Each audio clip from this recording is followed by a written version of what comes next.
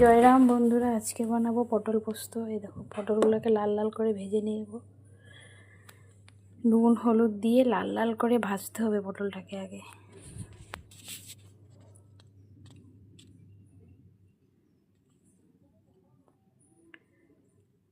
আর এই যে মশলাটা দেখো, পেস্ট করে নিয়েছি।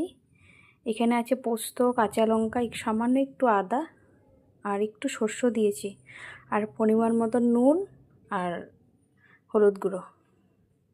এই যে পটলটা ভাজা হয়ে গেছে। এখন সব পটলগুলোকে ভালো মতন লাল লাল করে ভেজে নামিয়ে নেব।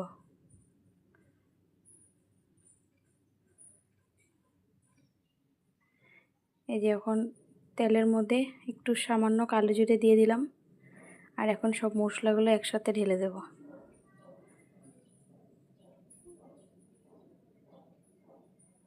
সামান্য একটু চিনি দিয়েছিলাম মশলাটাতে, তো টেস্টটা ভালো আসে।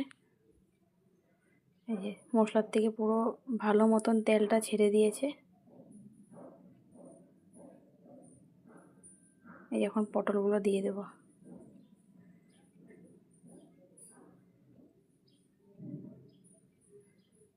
এখন পরিমাণ মতন অল্প সামান্য জল দিয়ে দিলাম।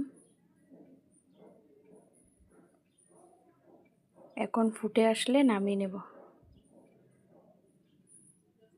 এই দেখো পটলটা, কয়েকটা কাঁচা লঙ্কা দিয়ে দিলাম গোটা, একটু ঢেকে দিলাম।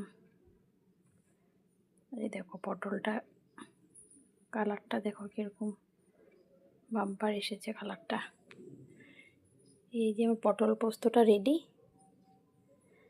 আজকে দুপুরের মেনু হচ্ছে চাল কুমড়ো দিয়ে মুগ ডাল, বাঁধাকপি, পটল পোস্ত, ভেন্ডি ভাজা, আর সাথে ছিল যে টমেটোর টক।